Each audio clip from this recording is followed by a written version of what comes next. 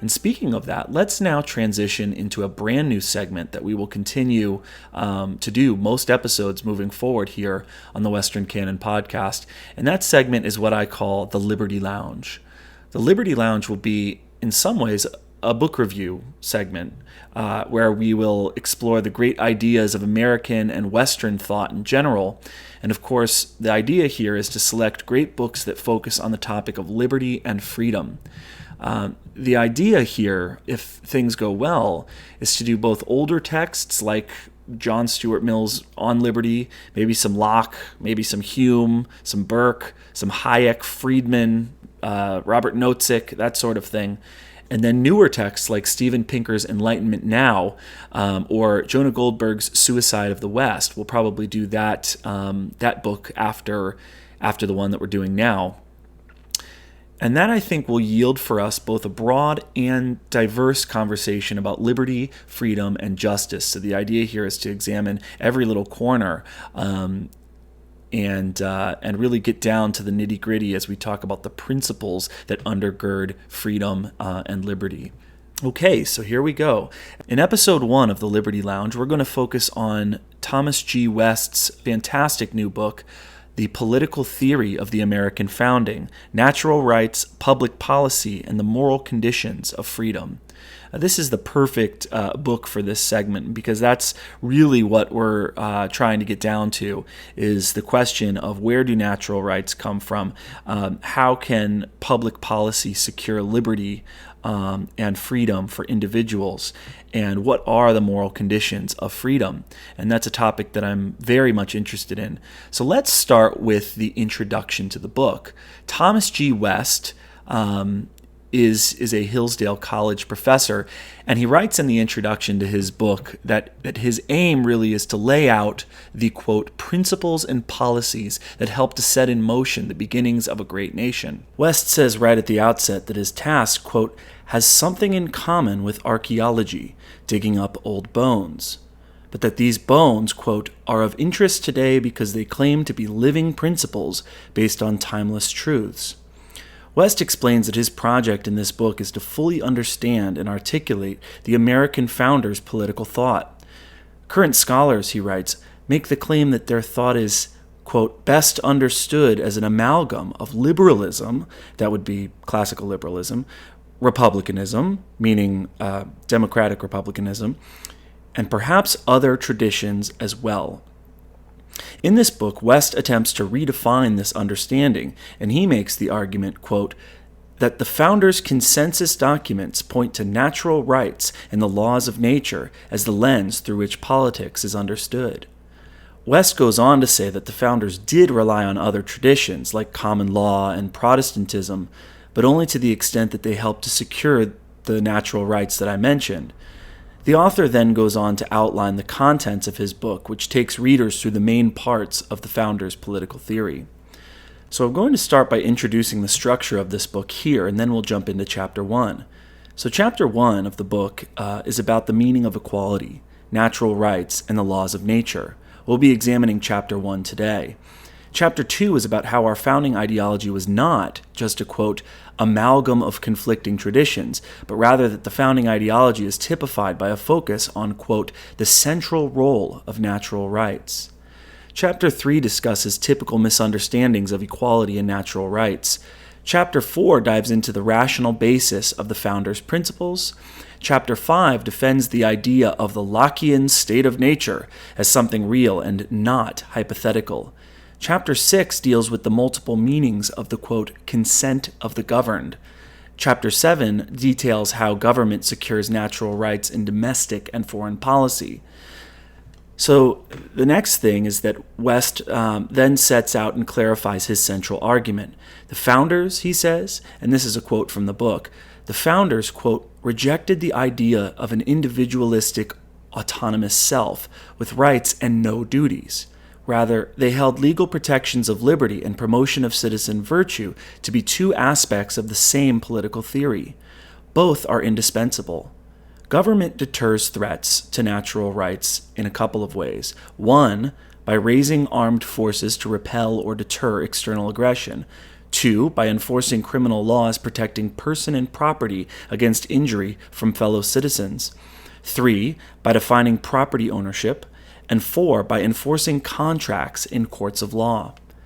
And then on top of that, and this is really the subject of chapter 8 of the book, government then, quote, encourages the people to respect and fight for the natural rights of fellow citizens by promoting appropriate moral conduct, including devotion to the common good, because the founders were, quote, confident that without public respect for the most important citizen virtues, a free society would not last. So without a social fabric and without virtue, freedom is one generation away from dying. Chapters 9 through 13 of West's book show how government requires, or encourages probably is the better word, encourages people to perform their moral duties. Chapter 9 details how the government promotes civic virtue through laws. Chapter 10 looks at laws concerning marriage and family. Chapter 11 looks at how government shapes public opinion through teaching and example. And chapters 12 and 13 look at specific moral qualities that are worth promoting. That is, virtues of assertiveness, such as courage, prudence, and vigilance, along with virtues of self-restraint, such as justice, moderation, and frugality. So everything I've listed belongs to parts 1 and 2 of the book. Part 3 finishes out the book by looking at property and economics. So that would be chapters 14 through 18. So chapter 14 looks at property rights. 15 looks at how we define and protect private ownership. 16 explains the legal framework that we use to secure market freedoms. And 17 discusses the founders' approach to ensuring that money has a stable value. And finally, the last chapter, chapter 18, explores the often mythologized Hamilton-Jefferson quarrel of the 1790s with respect to federal economic policy. What I think makes West's book unique, as West himself points out in the introduction, is that in writing the book, he doesn't rely very much on letters, journal entries, conversations, anecdotes, church sermons, or any other secondhand accounts, but rather West relies on the actual founding documents. So the book that I'm reviewing for you here actually details how the founders' philosophy emerges out of these documents and details the thinking that goes into these documents.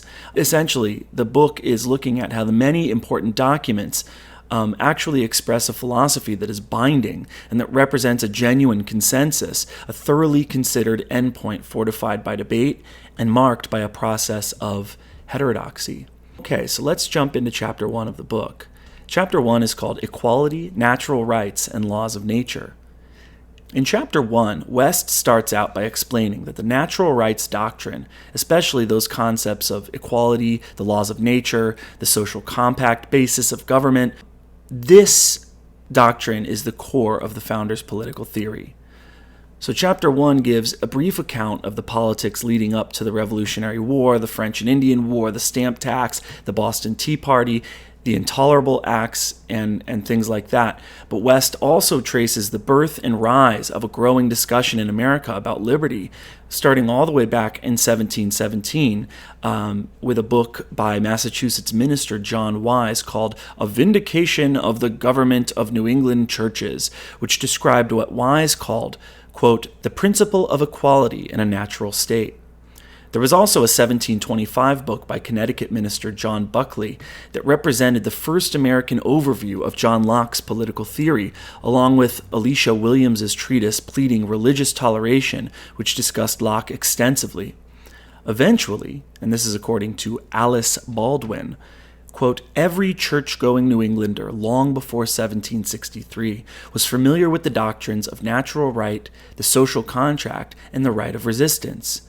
In this discussion, the author, West, is really offering proof that, in many ways, it was the people's knowledge of this theory of natural rights, along with what he calls a, quote, restless colonial impulse for freedom, that drove the Americans to an increasingly spirited insistence on their right to live under laws made by their own representatives. In the end, writes Jack Rakove, independence emerged as a logical conclusion flowing from principles that most delegates shared, and as a response to events that they could neither control nor evade. Now, at this point, West turns to the actual political theory of natural rights that I'm going to cover in detail, and he first acknowledges that the founders obviously were not able to create a government fully in accordance with their principles. The most obvious example of this is slavery. West starts with the Declaration of Independence in this chapter, since it's America's original official founding document, which Congress formally approved to justify the break with Britain. And here West starts with a famous line, "All men are created equal," which West argues has been one of the most misinterpreted and least understood of the founding ideals. What does equality mean? Does it mean equality of rights, equality of opportunity, equality of outcome? West argues that, quote, "Equality means primarily not ruled by another, free from the domination of others, equally free and independent." And these are some definitions from the book. To be more specific, West claims that the meaning of equality can be found in the theory of natural rights. This is why the line in the Declaration of Independence goes, quote, "that all men are created equal, that they are endowed by their Creator with certain inalienable rights." So the Declaration gives us a definition of what equal means. By all men are created equal, the founders mean that all men are created with and share certain, quote, "natural, essential, and unalienable rights." And that quote actually was from the Massachusetts Bill of Rights. So the Declaration of Independence establishes an equality of rights. And these rights are inalienable, meaning that they exist in civil society, outside of civil society, before government, and after government.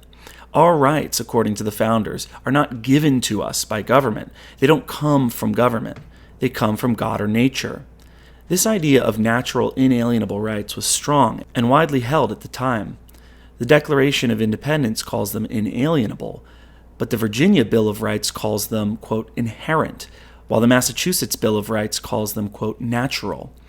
In fact, the Pennsylvania, Vermont, New Hampshire, and Ohio Bills of Rights combine all three, calling them, quote, "natural, inherent, and inalienable."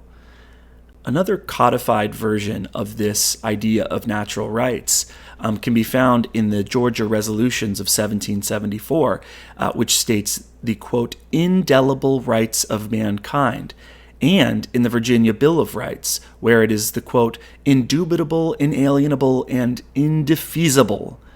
So this demonstrates that the idea of natural rights that pre-exist and outlast government, rights that the government can't touch, was really ubiquitous at the time. And it wasn't just a slogan or a word. Different states and deliberative bodies were desperate to find the right words to concretize the idea that all laws and all governing structures had to conform to certain pre-existing, inviolable rights, and that in fact the purpose of government was to defend and secure these rights. The whole purpose of government is to defend and secure these rights. Now, what are these rights, and how should we understand them? Here West quotes Philip Hamburger, who writes, quote, 18th century Americans tended to discuss their natural rights as portions of their natural liberty, as portions of the general freedom of individuals in the state of nature. The freedom of individuals in the absence of government was what Americans generically described as, quote, "life, liberty, and property," or, quote, "life, liberty, and the pursuit of happiness," unquote. So the terms property and pursuit of happiness are interchangeable here in the sense that in order to pursue happiness, property rights are required. To quote the author, "When the government takes your property without your consent, it thereby takes away your liberty to use your talents to acquire the property you need for life and happiness." In the leading documents of the time, writes West, the most frequently mentioned rights were, quote, "life, liberty, property, religious liberty, and seeking and obtaining happiness," unquote. Other important rights mentioned frequently were, quote, "reputation, keeping and bearing arms, freedom of speech and press, and assembly," unquote. Okay, so let's unpack these natural rights to life, liberty, and property, since this set of rights is the most influential, the most cited, and possibly the most misunderstood today. And we're especially going to look at the logic of how these are natural rights, rights that follow from man's existence in a state of nature, because that's something teachers get a lot of questions about. How can rights be natural? How does that work? How do you have rights without government? How come government doesn't give you your rights? How could that be possible? Okay, so here I'm going to quote West on page 28. Again, this is from chapter 1. West writes, quote, "If all are born free and equal, and if no one is entitled to take that freedom away, that means everyone is rightfully free of the violence of others. Murder being the worst kind of violence, life is the first or most urgent natural right. Expressed in the law of nature language that the founders sometimes used, quote, the law of self-preservation is the first law of nature. The right to life, along with all other natural rights, includes the right to self-defense, if necessary by using force to resist force." And that's another quote. So that's life. And the idea here is that your right to life generally means that you have a right to live free from force, violence, and harm. You have a right to defend your life. And if you cannot do so, the government's whole purpose is to put structures in place, police, SWAT, FBI, CIA, even firefighters, to protect your life.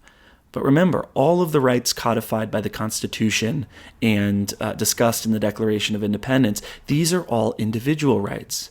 So when it says in the Declaration of Independence that it is the right of the people to do X, just know that what is always being referred to are individual rights. So yes, your right to life even means that you have the right to personally defend yourself, your family, your property.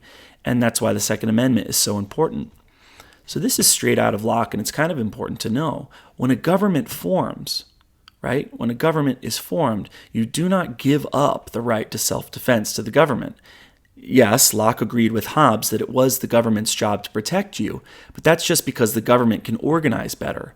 But you do not give up your personal right to self-preservation, your right to defend yourself when a government is formed. You don't outsource that right. That right cannot be outsourced. It's inalienable.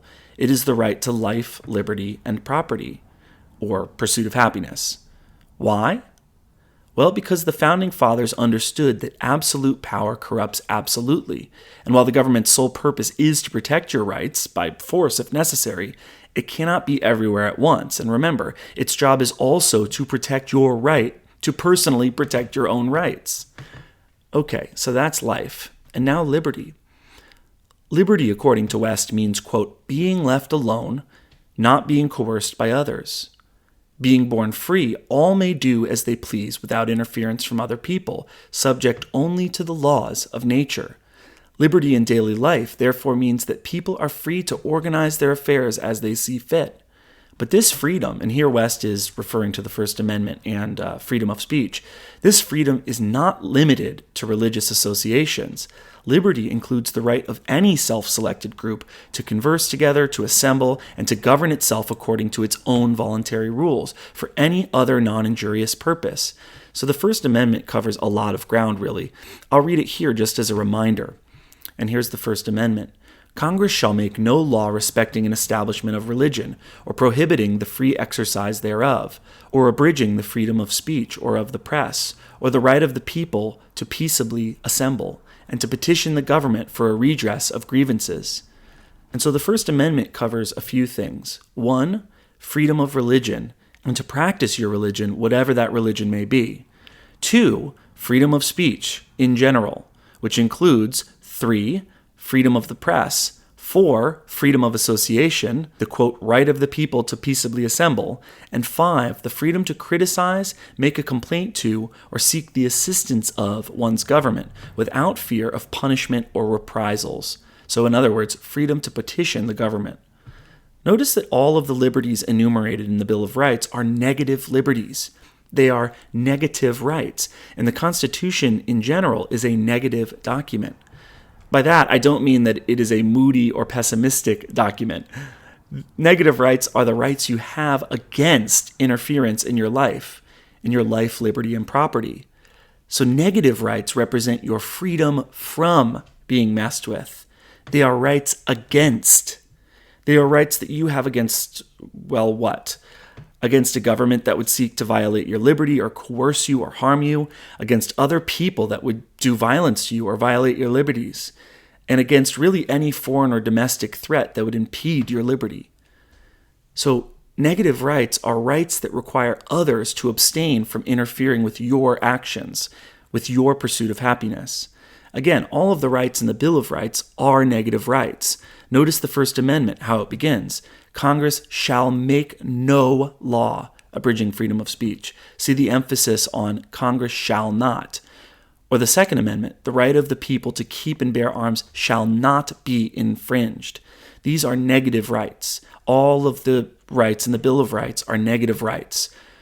So we have a unique basis of freedom in this country that no other country that I know of has, in the sense that it is a codified set of negative rights that it is the primary job of the government to protect. This is why the Constitution is often described as the rule that governs our rulers, the law that governs our lawmakers. In many places throughout the world, a nation's founding document or constitutional document will lay out rules that the people must follow, right? They tell the people what they can and can't do.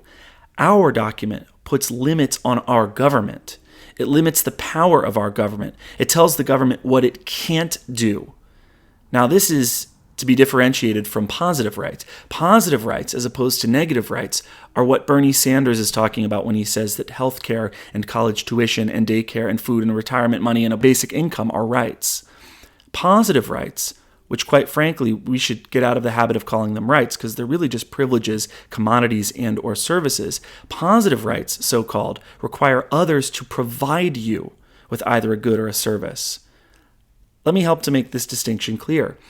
The Second Amendment, as it's written, states essentially that because citizens need to be able to form militias and defend themselves, the government won't infringe upon the right to bear arms. That is a negative right.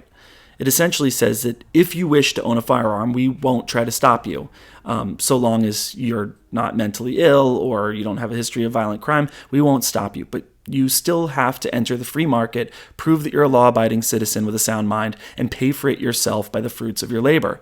If the Second Amendment were a positive right, that would mean that the government would have the obligation to furnish every American with a firearm. But that's ludicrous. So the Second Amendment is a negative right. Nobody can stop you from purchasing a firearm. According to most libertarians, and I suppose folks who would call themselves constitutional originalists or conservatives, positive rights should not exist until they're created by a contract. And that's because positive rights are really rights to other people's labor. And nobody has a right to your labor or your services. At least that's how it is supposed to work in a free country. So, of course, someone has a positive right to your services if you have consented, if you have created a contract where there's a mutually consensual transaction that takes place. I'm going to give you this, you'll give me this in return, and everything's consensual. Wikipedia defines negative rights in the following way. To take an example involving two parties in a court of law, Adrian has a negative right to X against Clay if and only if Clay is prohibited from acting upon Adrian in some way regarding X. In contrast, Adrian has a positive right to X against Clay if and only if Clay is obliged to act upon Adrian in some way regarding X. A case in point, if Adrian has a negative right to life against Clay, then Clay is required to refrain from killing Adrian. While if Adrian has a positive right to life against Clay, then Clay is required to act as necessary to preserve the life of Adrian. Now let me make something clear. It is the case that sometimes positive rights are necessary to secure these fundamental negative rights. For example, take the 6th and 7th Amendments to the Constitution, which give citizens the right to a fair trial administered by an impartial judge and jury, and that if an individual can't afford representation, the state has to provide that service. Now, this mandatory service is undoubtedly a positive right. Again, you have the right to the services of a lawyer if you can't afford one. And yet it's important to remember two things about this service. One, the service is not the right.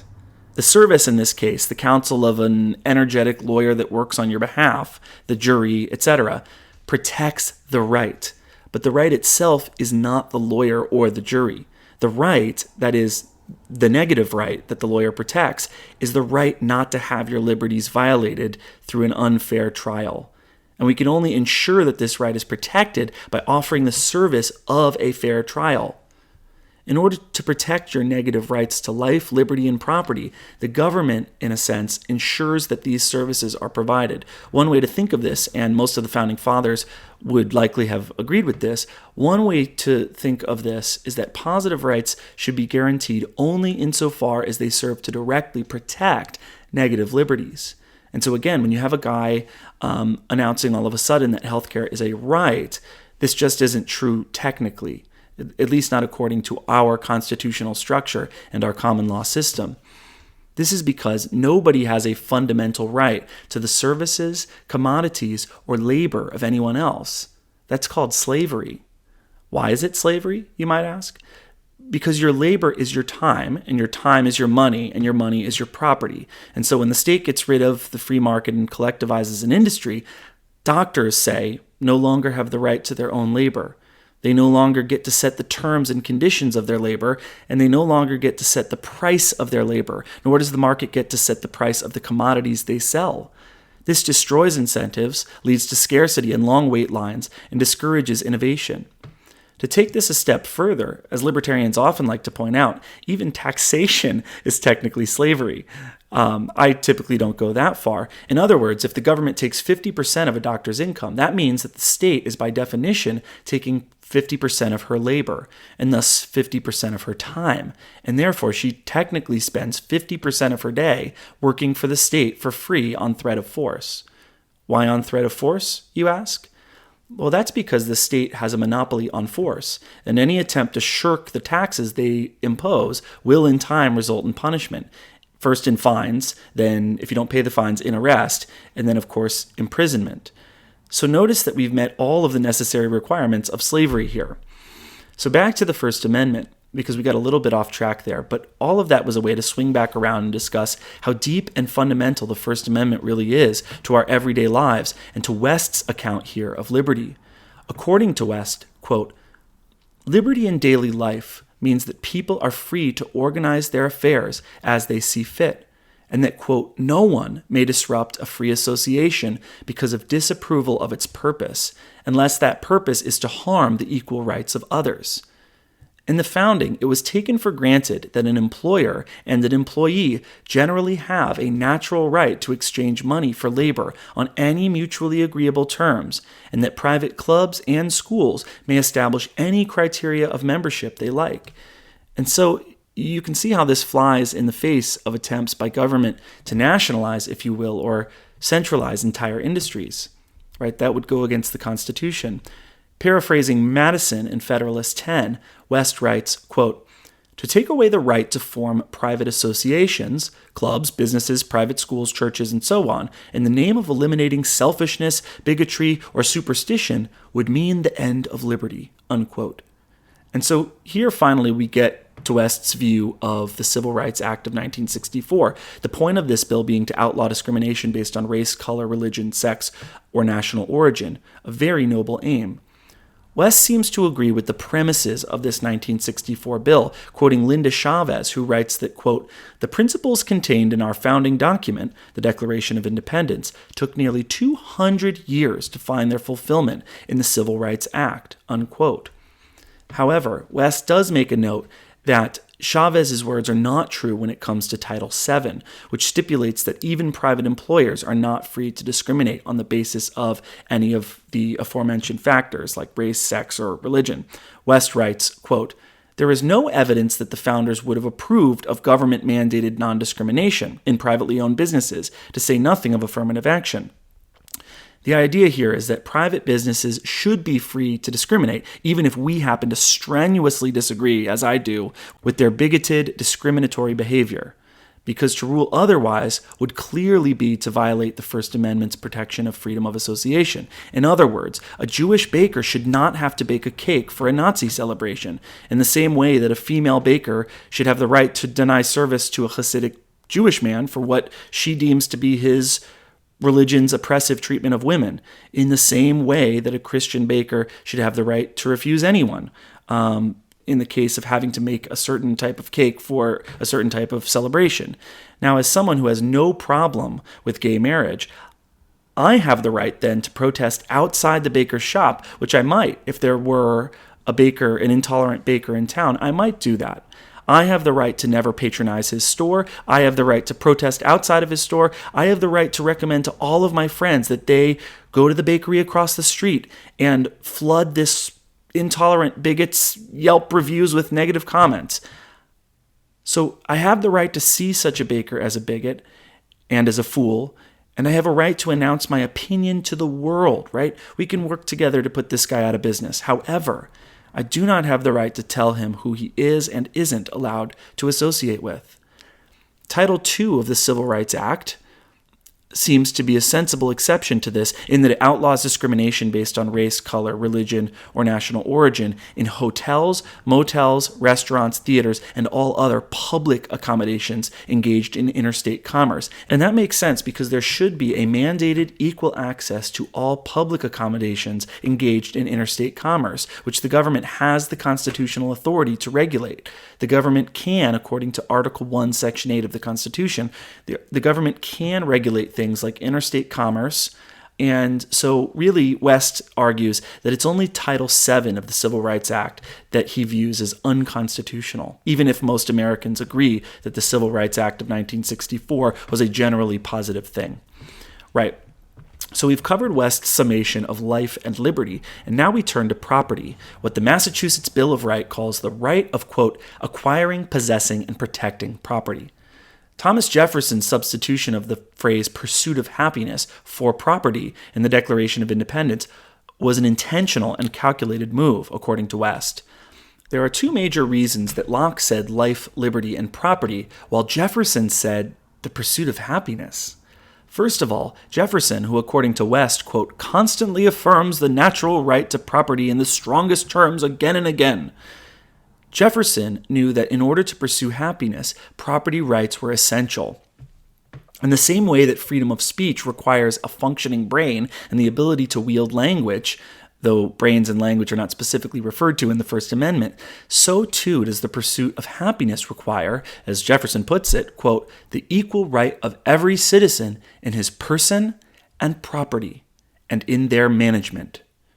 In order to pursue happiness, according to Jefferson, one had to have the, quote, free exercise of one's industry and the fruits acquired by it, unquote.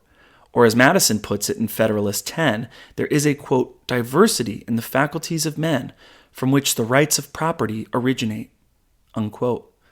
These faculties, according to West, include, quote, ambition, intelligence, experience, and strength, which, quote, lead people into different jobs and professions, and they partly explain why people acquire different amounts of wealth, unquote. In other words, says West, quote, when government takes your property without your consent, it thereby takes away your liberty to use your talents to acquire the property you need for life and happiness, unquote. And vice versa. That goes both ways. Besides the Declaration of Independence, writes West, 8 early state constitutions and constitutional amendments proposed by 2 other states speak of a right to pursue happiness. If you look at New Hampshire's Bill of Rights, this right is almost like an umbrella under which all of the other rights are contained. The claim that this right contains all of the other important rights, and therefore is actually the most important, is also bolstered by another important facet of the Declaration of Independence. The Declaration of Independence insists that when government becomes destructive of these ends, that would be the ends of life, liberty, and the pursuit of happiness, it is the right of the people to alter or abolish the government, to engage in revolution. When the Declaration of Independence says this, and I'm quoting West here, it, quote, takes safety and happiness to be the sum of government's purpose. According to West, safety refers to life, liberty, and property, ensuring that those things aren't violated, while happiness is the goal of human life, which can't be accomplished without the former. This doesn't mean that government's job is to determine what happiness means for citizens and then to force them to live in a certain way. I'll quote West here on this point of whether government should hold citizens' hands, leading them towards some state-approved utilitarian version of happiness. West says, quote, that was arguably Plato's logic and Aristotle's, but the founders followed Locke and other modern philosophers in turning away from this kind of politics. Rather, they thought that the best way to promote public happiness was to secure these rights, i.e., to limit the design and end of government to freedom and security, as Thomas Paine phrased it in Common Sense.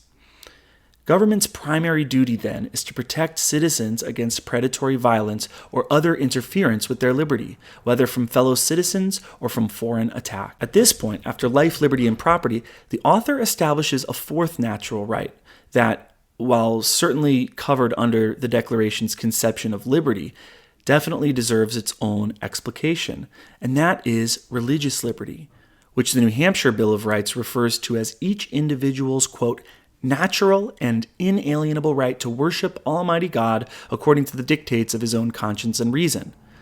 The Maryland Declaration of Rights gives easily the fullest and fiercest articulation of this right, insisting, quote, no person ought by any law to be molested in his person or estate on account of his religious persuasion or profession, or for his religious practice. The founders' conception of religious liberty, according to West, had two main elements. First, that all may worship in the way that they think best, and second, that they are permitted to follow what they believe to be God's will in their daily life outside church. Okay, so now let's talk about rights and duties, the second to last topic in this section of the book. West begins this section by reminding readers that the first sentence of the Declaration of Independence shows that, quote, rights and duties go together. And this, of course, was a very important part of the philosophy of the founders. Jefferson's declaration begins, quote, when in the course of human events it becomes necessary for one people to dissolve the political bands which have connected them with another, and to assume among the powers of the earth the separate and equal station to which the laws of nature and of nature's God entitle them, a decent respect to the opinions of mankind requires that they should declare the causes which impel them to the separation. So, the first section of, some would argue, our most important founding document reminds us that so long as we are to assume among the powers of the earth the, quote, equal station to which the laws of nature, I should point out that the words laws and nature are both capitalized here, that insofar as we have these natural rights, mankind is required to, quote, declare the causes which impel them to the separation. In other words, mankind has a duty, and every right comes with its own attendant duty. West puts it in another way, framing the sentence in terms of the duty Britain had then, once we had declared our independence, the duty to respect our rights. Here's West referring to the Declaration of Independence. America has a right to national independence, but that means that Britain has a corresponding duty not to trespass on the separate and equal station of other nations. Indeed, if you scale that down to the natural liberties that we as Americans have against the government and against one another, you can think of this in local terms. We as individuals have a right to independence and liberty, but that means that other citizens, other individuals, have the corresponding duty not to trespass on the, quote, separate and equal station of other citizens. I've always appreciated the famous quote, which I'd always thought was said by John Stuart Mill, but is apparently attributed to the legal philosopher Zechariah Chafee Jr., when he said in 1919 in the Harvard Law Review, speaking of a man who was arrested for punching another man in the face, quote, the man who was arrested asked the judge if he did not have a right to swing his arms in a free country. Your right to swing your arms ends just where the other man's nose begins. And so that quote is often attributed to John Stuart Mill, who may have repeated it in his own writings, the idea that you have a right to swing your arms, but that right ends where the other man's nose begins. And I think that's a good metaphor. The lesson here, that's a good analogy. The lesson here is that your duty begins where the other man's nose appears. West does a great job in this section of the book defending the founders' philosophy against thinkers like Patrick Deneen, Wilson Carey McWilliams, and surprisingly Allen Bloom, who each strawman the founding fathers, arguing essentially that the Lockean natural liberties they sought to defend were simply, and I'm quoting McWilliams here, quote, but a tyranny in which I am the tyrant, able to command the bodies and resources of others to live as I like. West says that this common misunderstanding of the founders' philosophy is an approach that thinks of freedom as, quote, all rights and no duties. But for the founders, duties were inseparable from rights. Here West cites Washington's first inaugural address, in which he insists that, quote, there exists in the economy and course of nature an indissoluble union between virtue and happiness, between duty and advantage. And so lastly for this segment, I just want to bring up West's discussion of how the Founding Fathers viewed the laws of nature. That would be laws with a capital L and nature with a capital N. The founding documents that we have, according to West, recognize the laws of nature as the, quote, ground of natural rights. And by natural rights, West essentially here means negative rights, quote, the assertion of our rights against others. West cites the Stamp Act of 1765, in which the Massachusetts Assembly resolved that, quote, there are essential rights which are founded in the law of God and nature and are the common rights of mankind, and that, quote, no law of society can, consistent with the law of God and nature, divest the people of those rights. I personally like the Georgia Constitution of 1777. West also cites this one, which refers to the, quote, common rights of mankind, which Americans are, quote, entitled to by the laws of nature and reason. So our natural rights are secured by what we would be able to reasonably do in a state of nature. Now, all of this certainly flows out of that Kantian, Lockean, deontological tradition of natural rights and categorical duties. This is a process-based system insisting that civilization regard the individual and his or her natural liberties as sovereign, versus the utilitarian tradition, which sees justice as not a question of protecting individual liberty, but rather of preferred material outcomes. Here with utilitarianism, justice isn't a matter of process. It's not a matter of protecting negative liberties so that the individual has the freedom to pursue what she believes will make her happy. No, instead, justice in the utilitarian philosophy is about the distribution of positive rights, of goods, of services, of commodities, the distribution of those things to everyone, resulting in what Bentham called the greatest good for the greatest number. Under utilitarianism, the concern is not fairness of process or individual rights. The concern is that the greatest number of people, the majority, the group, the herd, should get the outcome that they deem pleasurable. Utilitarianism distributes utilities, and if you have to break a few eggs to make an omelet, then so be it. Jefferson agreed with Locke and believed the opposite, stating in his 1774 writings that a, quote, free people claiming their rights is derived from the laws of nature and not as the gift of their chief magistrate. Okay, so that is a summary of the arguments made in Thomas G. West's excellent book, The Political Theory of the American Founding. We covered the introduction and we covered chapter 1 in this segment. In the next section of the Liberty Lounge, I'll go into depth with the middle and latter chapters of Thomas G. West's book, and we'll go into depth on the topics of liberty, natural rights, equality, and others. We'll talk about the foundation of natural rights, i.e., where do they come from? We'll talk about John Locke, Jefferson, Adams, Hamilton, and we'll talk about social compacts, contracts, and consent. And we'll also discuss virtue and property rights. And I'm looking forward to it. So we'll see you next time.